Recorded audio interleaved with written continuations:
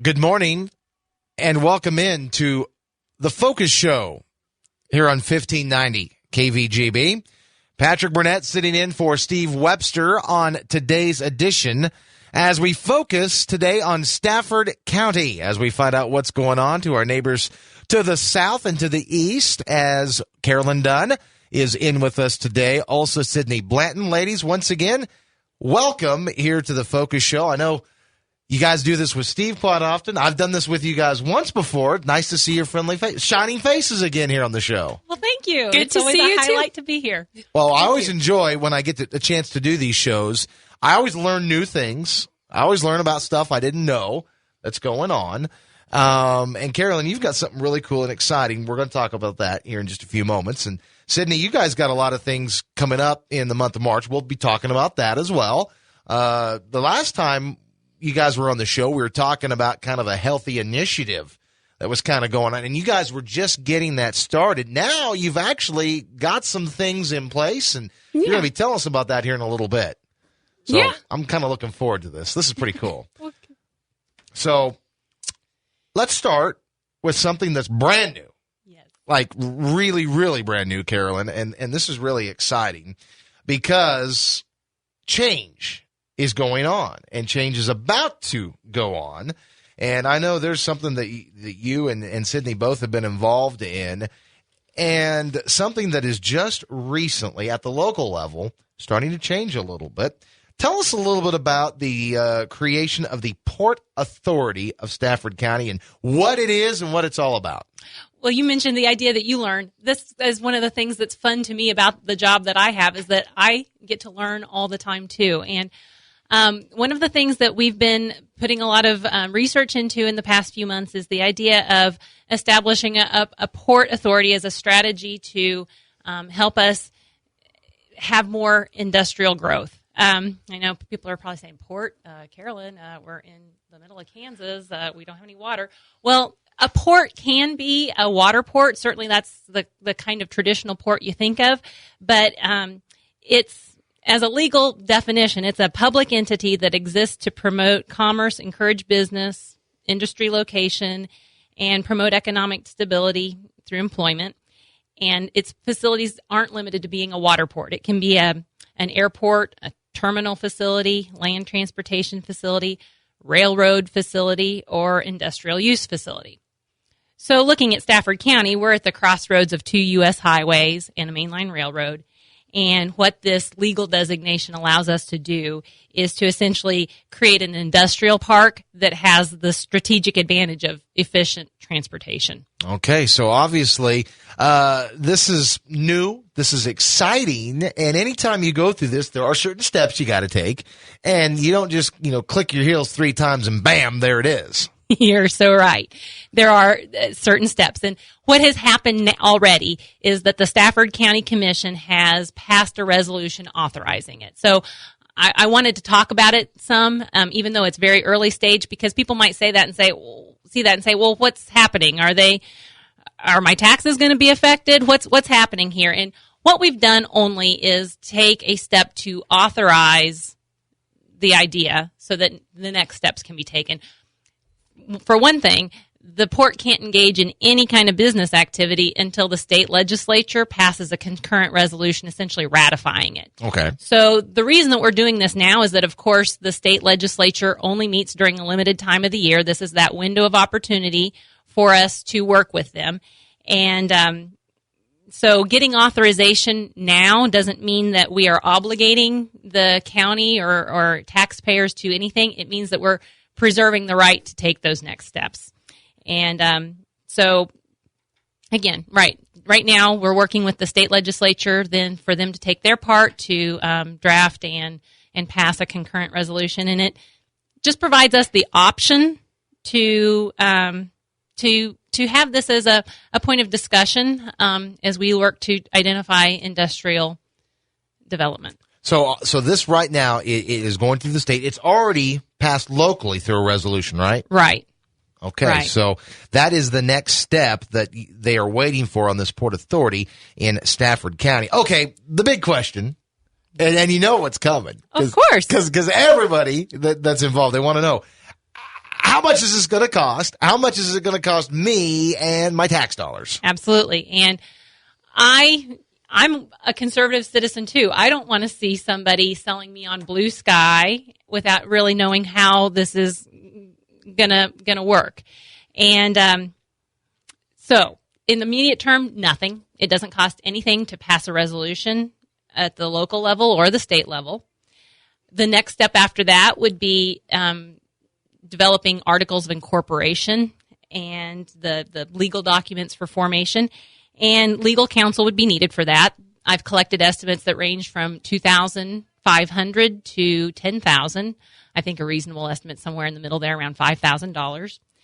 And then once the port is established, a port can levy taxes, but typically the revenue from operations like renting space or user fees will offset most of those costs to develop and operate the facility. If you do, you can issue bonds. If you do so, the tenants pay fees that offset the costs of retiring those bonds. And you can also consider that federal and state grants can be acquired and offset costs. And everybody likes grants. We do. We work hard at those. But before even any taxes can be levied, there is an opportunity for citizens to have a say in that. So state law provides that it requires that a question of whether an annual tax levy may be made on tangible property, taxable tangible property is the way it's worded.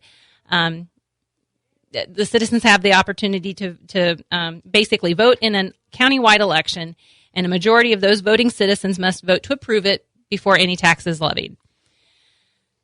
So you can also look at it, though, on the other end of the spectrum. If we're good at getting those grants and we're good at getting those tenants and we're getting it to be an active facility that's churning a lot of user fees through there, on the other end of the spectrum, if we take in more in a year than what it costs to operate the facility, then that goes back into the general fund of the county. So practically speaking, I think we probably will need some taxes just to get it going, just to get some cash flow in the beginning. For example, if we do get grants, often those work in a reimbursement basis. So if we were to get a grant to build some type of infrastructure, we'd need to have a little bit of money to be able to pay the contractors before we'd get reimbursed by the state. So practically speaking, there probably will need to be some taxes involved, but we hope to keep that, minimal. I'm one of those tax-paying conservative citizens myself, but sometimes you have to prime the pump a little bit. Absolutely do. We're talking about a port authority in Stafford County, as this is the Focus on Stafford County show today here on 1590 AM KVGB and our live web TV through GreatBendPost.com.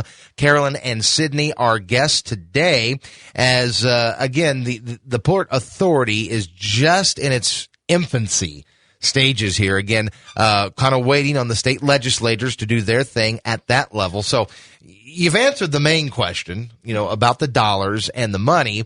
What would happen next, Carolyn, once that hurdle has been crossed and that bridge has been built? Sure. Well, the first thing is developing that board of directors and the articles of incorporation, just the basic legal structure to get it started. Then that board would develop a plan for development, construction, and utilization of the port. That's a pretty structured thing by state law. That document is a matter of public record, and it requires a public hearing for review. There'd be a notice of at least 30 days in advance of when that public meeting would happen. And then it gives a process for people, and especially those who own property adjacent to that port, of objecting to the plan. And if there are objections, then it takes a higher level of a vote to adopt the plan. So it's providing a good process for people to have a say in exactly how this is implemented. And then again, as we talked about before, there's a need for a countywide election before any taxes are assessed. And I also kind of described that I think that this is something that can be done with minimal impact to taxpayers, but practically speaking, there may need to be some just to provide some cash flow. the other thing that I think that we can do to really be measured in how we go about this so that there is minimal risk to taxpayers, I feel like we need to identify an anchor tenant before we really go through a lot of that planning and tax levying process. But, before it would make sense to really invest in developing a plan or constructing any facility. But we need to have this authorization in place as Stafford County Economic Development works to identify that business potential. Because if we don't have that authorization in place and the legislature's not in session, it's not really an option. Yeah, you're not going to get anywhere. Right. It's not going to happen. So as we talk with potential tenants, we can talk about how this is an option that's available that might make development advantageous for them and the county both. We've got the option, whether the legislature's in session or not. We'll have it out there, and it may not be something that is utilized right away. Sure. So obviously, again, this is an exciting thing that's going on in Stafford County with the Economic and Development Program. Of course, a lot of changes will be coming with this. Hopefully, of course, it'll bring a lot of different things to Stafford County. Carolyn, the next question is why? Why is a port authority necessary for Stafford County? Right. You could say, well, we could issue bonds through the county, for example. Why do you need to establish another entity to do this kind of thing? Well, that's true, but I guess I would say consider this. 2.5 years ago, Stafford County created Stafford County Economic Development as a separate 501c3 nonprofit from the county government. And certainly we could have operated under the county government, and that's possible, but we said, let's consider having another entity, too, that can make the range of programs and activities that this organization can do more broad. There's certain grants, for example, that nonprofits are eligible for that not always county governments are, but we will have more flexibility and be more eligible to act on a wider range of opportunities if we set ourselves up legally to do that. And since that time, we've competed successfully for nearly $800,000 in competitive grants that are supporting activity in housing development, historic preservation and downtown revitalization, agribusiness development. Our Healthy Communities Initiative is one example of public health, entrepreneurship, and we've had a couple of innovative programs that are supporting school enrichment. So this broadened range of programming and funding, is only possible because we set ourselves up legally to do so. We've even been able to expand staff. That's one thing that wouldn't have happened if we hadn't done that. So say that total again. That's remarkable. I added it up. It's almost $800,000. Wow, that's phenomenal. Competitive grants. So, and one of the things that I'm kind of proud of is that we've been able to do this without raising Stafford County taxes one bit. We are supported by the county government. They provide a mill levy of 1 mill for the county assessment, and it generates about $88,000 annually. But little known fact, that tax had been assessed to Stafford County taxpayers long before economic development was established. It had been assessed and really kind of maybe spent on more ad hoc type of activities. It wasn't spent on staffing or consistent, strategically planned activity. And so with the creation of Stafford County Economic Development, we've been more consistent. We're working on it every single day and more deliberate and strategically planned than it has been before. And I think that, the taxpayers are getting a pretty good return on their investment for that. Well, and that's the whole thing. And so many people probably, didn't even realize, where a lot of their tax dollars were going for this program. Now, with the Port Authority and with some of the changes that Sydney's going to tell us about here in a few moments, the people in Stafford County are seeing these changes, and they're starting to see some things. I think so. We're involving more and more people in the work that we're doing all the time, and I think we have pockets of success. And at the same time, I'd bet there's a lot of people that are out there that are saying, well, that's nice, but it's really not changing our school enrollment. It's not significantly changing our our town's population, that we're not doing enough. And I get it. I don't disagree one bit. And so that's why I'm saying that this step of establishing a port is a reasonable thing to do. That, if we can focus on our strategic advantage of being at a transportation crossroads and make use of this ability to develop a port, we can try to be more impactful in the kind of industrial development that many of us feel like we need to make a more substantial impact on our economy. Carolyn, you've done a fantastic job of laying out the game plan here for the Port Authority.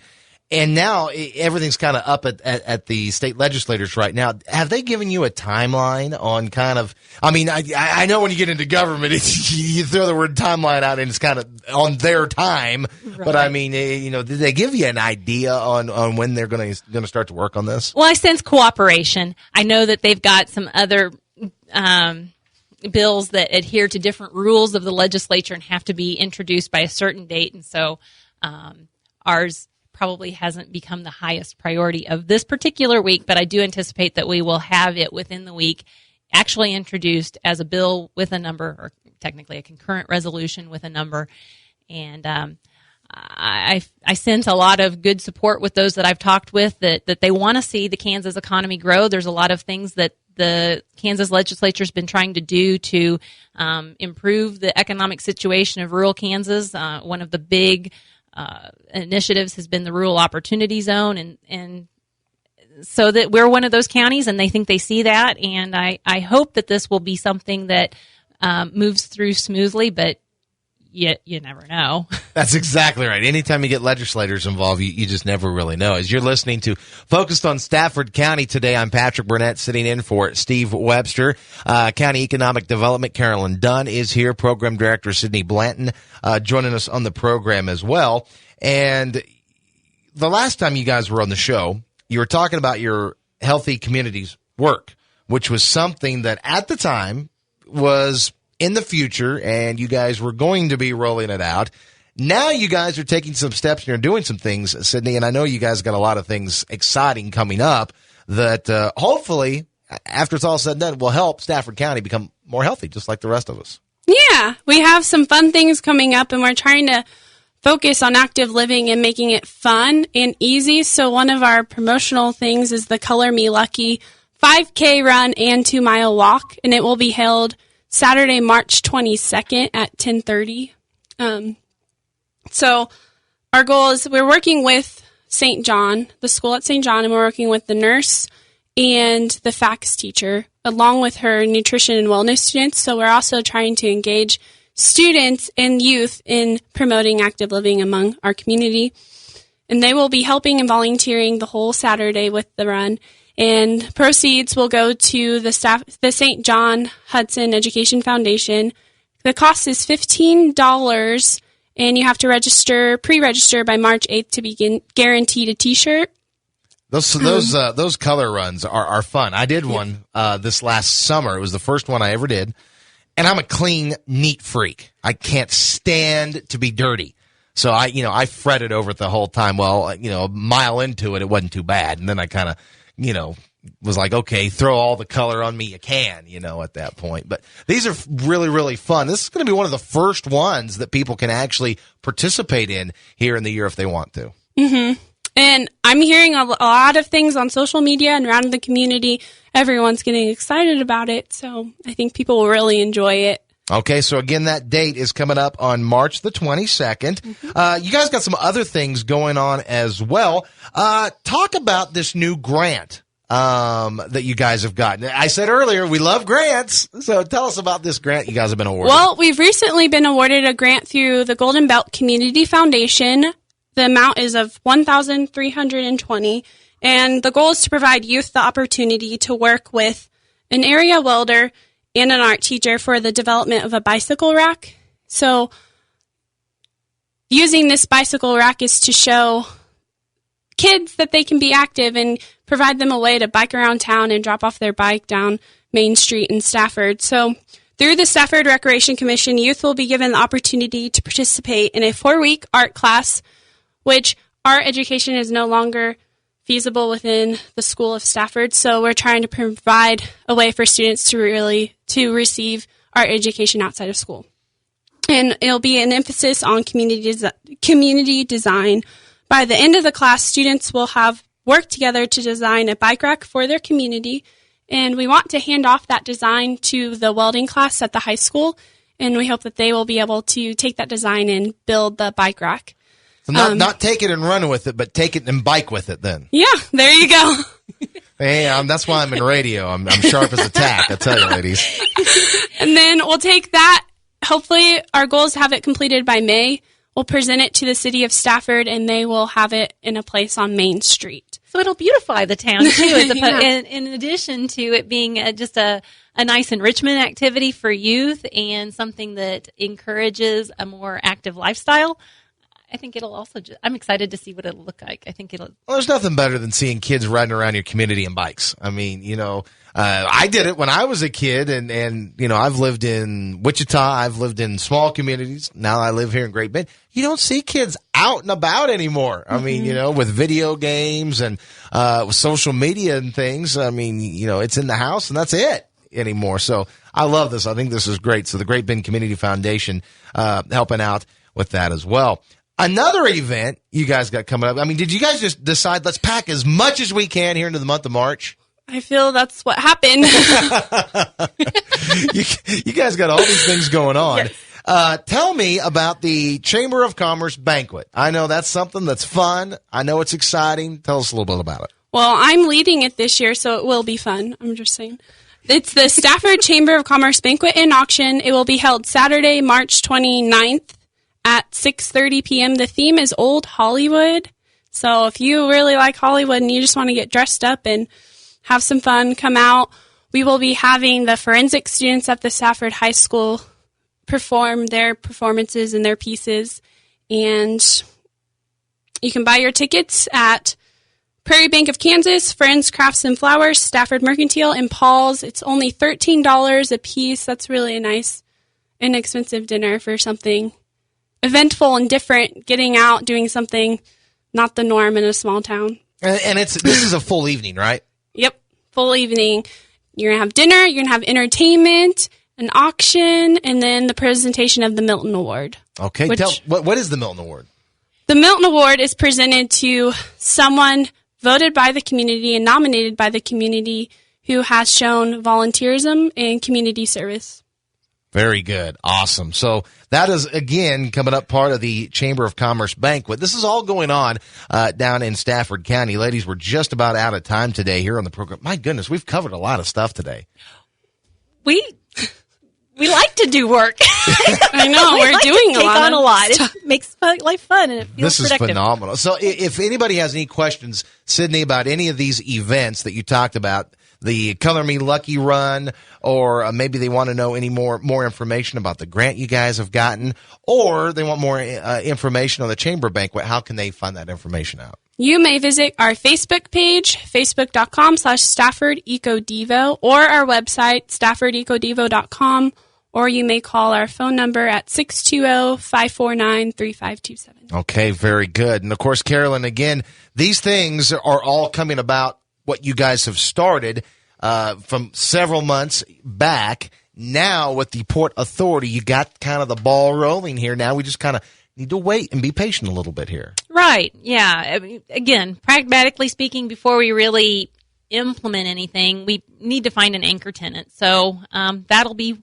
the next thing that I'll probably be putting a lot of effort into, is trying to identify how we can really reasonably just start developing. Okay. So again, that's something that you can really look forward to seeing down in Stafford County. Again, this Port Authority, really looking forward to see how this continues to build and, well, for lack of better words, grow steam as well. See, there you go. There you go, Steve Webster. Eat your heart out, my friend. Top that. Ladies, really enjoyed having you on the program today. It's always exciting to hear what's going on in Stafford County. Carolyn, as always, great. Sydney, thanks for coming today as well. And again, for more information, they can contact you guys either through the Facebook page, the website, or the old-fashioned way, give you a call. That's right. Thank you for having us. It's a pleasure to be here. You have been listening today to Focus on Stafford County here on 1590 AM KVGB. Carolyn Dunn, Sydney Blanton, and sitting in for Steve Webster, I am Patrick Burnett. Steve will make his return next month on the program. Stay tuned. Cole Reif and your noon report is coming up next on 1590 AM KVGB.